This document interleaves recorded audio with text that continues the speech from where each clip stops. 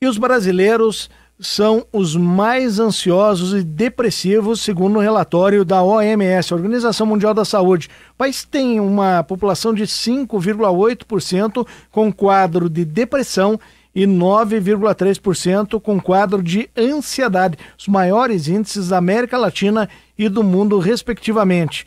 Estamos na ponta da linha com o doutor Gustavo Semen, nosso convidado na tarde de hoje, para falar exatamente sobre esses números. Ele que é médico especialista em psiquiatria. Doutor Gustavo, em relação a esses números aí, são números que estão numa crescente ano a ano, né?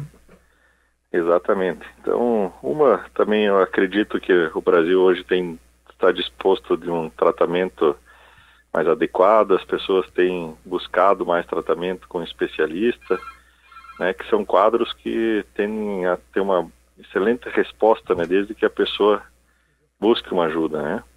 Correto. Bom, doutor, vamos falar um pouquinho sobre essa situação a nível de Brasil. A gente sabe que o brasileiro passa por N problemas financeiro, em questão de emprego, enfim, problemas de saúde todos os dias afetando a população. O senhor acredita que são realmente esses problemas que levam à ansiedade e à depressão? São fatores que podem contribuir, sim, mas não são... a gente tem muitos casos de pacientes onde a vida pessoal, vida familiar, financeira, ela está de forma adequada e existe um quadro biológico, independente de fatores externos. Esses fatores, com certeza, eles podem acentuar, contribuir, desencadear em algumas pacientes, mas não são o único motivo, né? Muitas pessoas, às vezes, confundem tristeza com depressão. Então, a tristeza é um sentimento normal que pode durar dias, horas, né? Porque meu time perdeu, ou porque o negócio não deu certo. Isso é uma tristeza. A depressão é algo mais profundo, né? Dentro dos sintomas de depressão está a tristeza, que ela tem que ser duradoura, durar mais de 2 semanas. Independente se nesse período aconteçam coisas boas, a pessoa continua triste. Associado à tristeza, pensamento, conteúdo negativo, um pessimismo, o sono também altera. Então você vê que são vários fatores que alteram. Então o sono no depressivo é comum. A pessoa ter dificuldade para manter o sono, acorda, não dorme mais, né? Pode chegar ao ponto até de pensar em suicídio em casos mais graves, né? Correto. Então, e a ajuda, ela está aí, e a gente não pode menosprezar. Porque hoje a gente assusta o número de suicídio, tentativas, e é onde com o tratamento a pessoa volta ao equilíbrio emocional, né? Volta a ter uma vida normal. Agora, doutor, o senhor falou da questão sintomática aí da depressão. É claro que os sintomas, eles são subjetivos, eles dependem de vários fatores, inclusive exames clínicos, né? Sim, a psiquiatria, nos exames de laboratório, muitas vezes você não diagnostica depressão.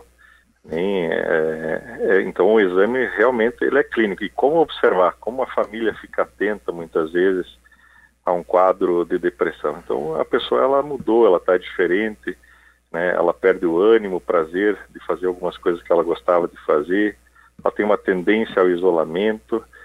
E de sintomas físicos que a pessoa apresenta, muitas vezes ela chega com dores no corpo, então crise de choro, né? Tem muitas pessoas que não têm a crise de choro, mas somatizam muito. Tem dor no peito, dores, parece que está carregando um peso nas costas, né? São alguns dos sintomas da depressão, físicos, né? Que podem acontecer. Agora nós temos aí também outros aspectos que chamam a atenção em relação aí à depressão, porque ela pode vir também com transtornos, como o transtorno do pânico, de obsessivo, compulsivo, temos fobias, tudo isso pode estar ligado também à depressão, né, doutor? Isso é um diagnóstico de ansiedade mais comum. Mais comum na ansiedade, então. Na ansiedade. Então, a ansiedade, ela engloba todos esses quadros específicos. A ansiedade, como é que a gente diagnostica a ansiedade? A ansiedade, até certo ponto, ela é saudável. Por exemplo, eu vou fazer uma viagem para Gramado. A ansiedade saudável é aquela que eu me preparo, eu me organizo, eu vejo como é que vai estar a temperatura. Eu vou ter uma reunião segunda-feira, durante a semana eu me preparo, eu me organizo, vão perguntar isso, vão perguntar aquilo. É uma ansiedade saudável. A ansiedade patológica é aquela, quando a gente trata, é quando em função de algo que a pessoa tem, que está para acontecer, a pessoa sofre muito com antecedência, chega até a interferir no dia a dia, em função de algo que está para acontecer. E a pessoa muitas vezes é um erro do pensamento, ela catastrofiza, generaliza, aumenta o risco ou o problema que teria, né? E também ela vem acompanhada de muitos sintomas físicos. Então, uma das principais buscas num pronto atendimento, um pronto-socorro, muitas vezes a pessoa chega com taquicardia, né, o coração acelerado, pode ter sintomas físicos como tremor, sudorese em mãos, apreensão, dor no peito, uma sensação de bola na garganta, afeta também o sono, né? Estou vendo a depressão, é uma insônia entrecortada, a pessoa acorda, não dorme mais. Na ansiedade, muito comum no sono, a pessoa tem uma dificuldade para desligar, ela deita, o pensamento não para, né? Então, sintomas de ansiedade. E responde muito bem também a tratamento, né? No tratamento, o que a gente procura observar como é que está a vida, como é que está a rotina desse paciente, né? Tenta reorganizar, né? Buscar um equilíbrio novamente. Agora, doutor, a ansiedade, ela é um degrau para a depressão ou são coisas realmente diferentes por total? Não, às vezes podem até andar juntos. Uma ansiedade, muitas vezes não tratada, ela pode evoluir para um quadro de depressão. Nós temos até uma entidade diagnóstica que é um misto de ansiedade e depressão, é um CID, um Código Internacional de Doença, onde existe essa doença. É um misto de ansiedade e depressão, você consegue fazer os dois diagnósticos em conjunto. E essas pessoas têm algum diferencial em relação a esse tipo de doença? São pessoas que de repente têm aí um caso de depressão pós-traumática, algo nesse sentido? Ou qualquer pessoa que tem depressão pode ter a depressão, a origem na ansiedade?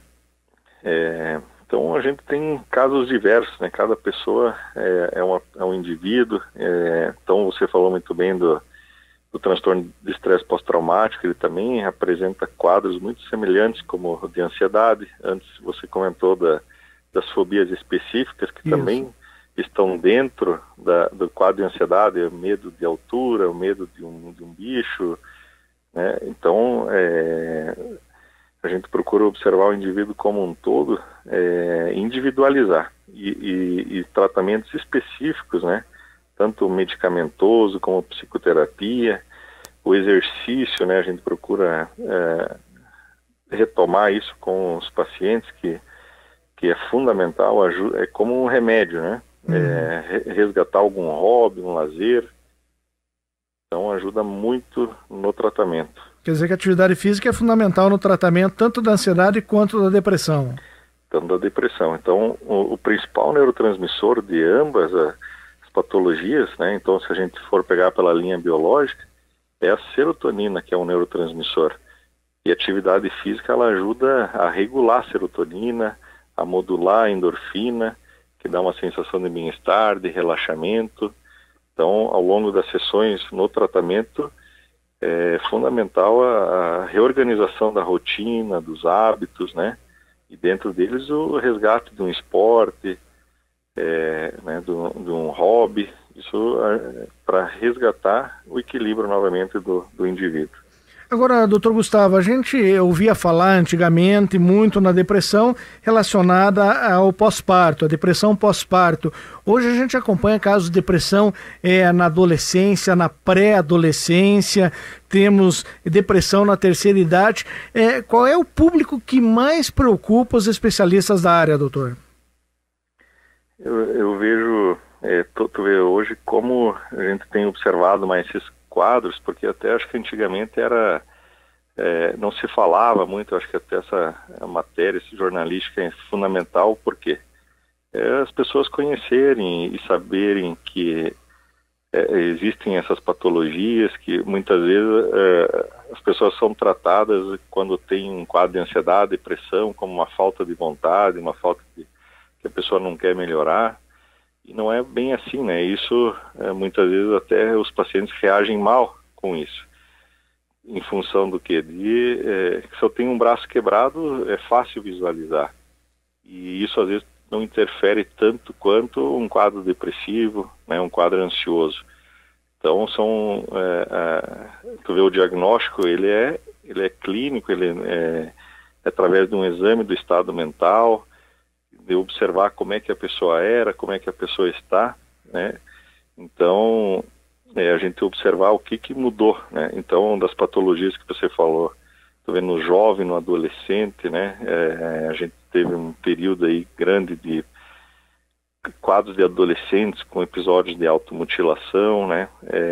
A depressão pós-parto, tem uma incidência alta, no idoso, né? E a gente tem que observar outros aspectos, a questão hormonal, tu vê na gestante, você pega uma gestante, existe a TPM, né? Mulheres durante a vida normal, a vida fértil, que mudam completamente o humor, muitas vezes, numa TPM.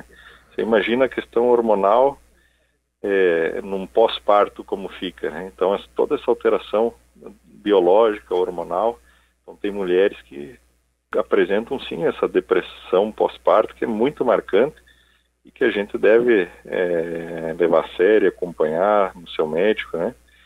E no idoso, eu teve uma época que eu trabalhei no litoral, me chamou a atenção o número de idosos com depressão, né? Numa praia, eu falei, as pessoas, o sonho às vezes é trabalhar a vida toda, ir para uma praia, e me chamou a atenção o número de depressão nessa faixa etária, né? Era o sonho de muitas pessoas, né? O que eu observo, assim, você pega, a pessoa trabalhou a vida inteira, um ritmo, uma rotina, e chega um momento da vida, ela pendura a chuteira. Então tem um período que é lua de mel, né, que a gente fala, que é muito agradável, o primeiro mês, o segundo, mas e depois, né? A gente procura, a rotina a gente associa muitas vezes a algo negativo, mas a rotina ela é muito saudável na nossa vida. A gente tem um horário para acordar, para dormir, tomar um café, fazer um exercício, se ocupar, interagir, conversar, né? Então nessa faixa etária é o que a gente vê que acaba alterando muito, né? Então a gente procura resgatar isso também. Mas aqui a gente pode dizer que, de repente, até mesmo o trabalho é uma terapia para a própria depressão. Com certeza. Eu costumo dizer que é um tripé. O dia ele tem 24 horas. Os médicos recomendam a gente a dormir de 6 a 8 horas. Nas outras 8 horas, o Ministério do Trabalho fala 8 horas de trabalho, e sobram 8 horas. Muito da demanda que eu vejo no consultório, você vai ver que há um desequilíbrio nessas 24 horas. Ou a pessoa trabalha 14, 15, 16 horas por dia, ela aguenta, mas vai chegar algum momento que isso vai trazer consequências. A pessoa, você pega alguém, um pai de família, uma mãe de família, que não trabalha, isso traz consequências. A pessoa acaba trazendo um desequilíbrio no emocional. Você pega uma pessoa que dorme 14 horas por dia, pode saber que está afetando alguma outra função da vida. Pessoa que dorme 3 horas por noite, também não está legal. Então, tu vê que a gente, durante os atendimentos, a gente procura reorganizar a rotina, a vida da pessoa e buscar esse tripé que é o equilíbrio, que a gente tem um momento de sono, um momento da refeição, de lazer, de hobby e de trabalho, né? Ou de uma ocupação, um estudo, um curso, né?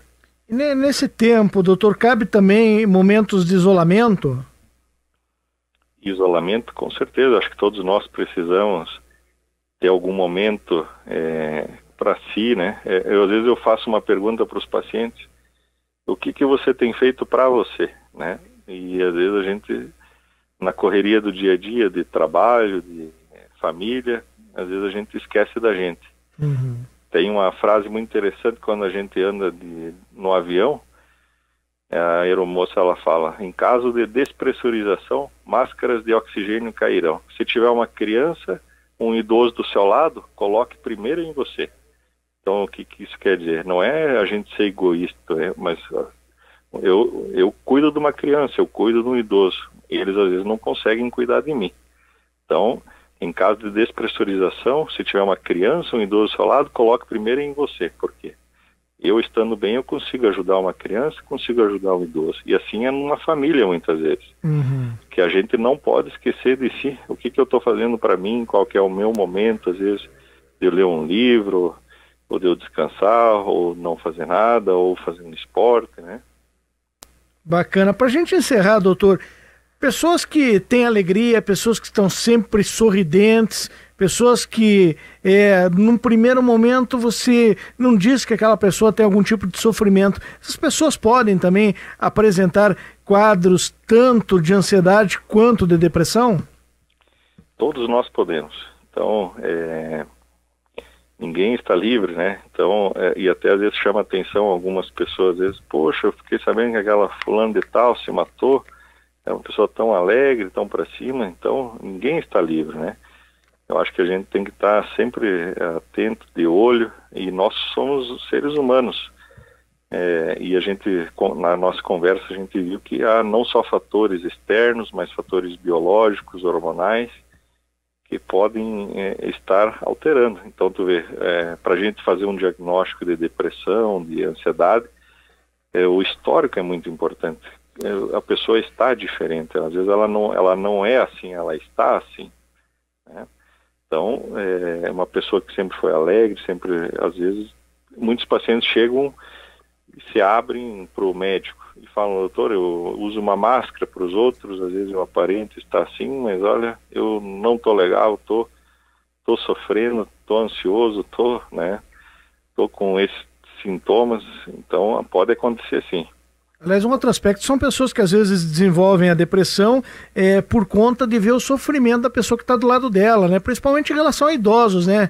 O cônjuge vendo lá o parceiro, a parceira de tantos anos sofrendo com uma doença, ele acaba se deprimindo com aquilo, né, doutora? Uma frase célebre é o que é: o cuidador também adoece. Então, a gente atende muitas pessoas nessa situação, que acabam, aí que entra aquela frasezinha que eu te falei: quando tiver um idoso, uma criança ao lado, não esqueça de você. Porque para a pessoa estar bem, eu também tenho que estar bem. Se eu estiver tranquilo, se eu estiver mais equilibrado, o ambiente vai ficar mais tranquilo. Por exemplo, com um idoso em casa, às vezes a qualidade não está no tempo que eu estou junto, mas quando eu estou junto, eu estar tranquilo, não estar irritado. É lógico que todos nós temos dias que a gente está triste, tem dias que a gente está irritado, isso é normal do ser humano, né? Mas tudo tem um limite, né? E esse limite às vezes é subjetivo. Quando que é anormal? Quando está trazendo algum problema para nós ou para terceiros, né? Então o grande recado que a gente pode deixar para os nossos ouvintes, o doutor Gustavo, é exatamente isso. Que cada um possa cuidar de si próprio e depois também pensar dos outros, né? Com certeza. A gente tem que nunca esquecer da gente, né? Então, e esse tripé, né? A gente se fazer essa pergunta: o que eu estou fazendo para mim, né? Então, a gente poder dedicar um hobby, um lazer, uma leitura, né? Para nossa convivência com nossa família, com a nossa empresa, ter qualidade, né? A gente ser feliz. Doutor Gustavo, eu quero agradecer a sua participação conosco aqui na Difusora. Obrigado a todos os ouvintes, um abraço e boa semana. Boa semana. Conversamos aí com o doutor Gustavo Semen, médico especialista em psiquiatria, falando mais sobre aí a rotina dos brasileiros que vivem com depressão e ansiedade. O país tem 5,8% da população com quadro de depressão e 9,3% com quadro de ansiedade. São os maiores índices da América Latina e do mundo, respectivamente.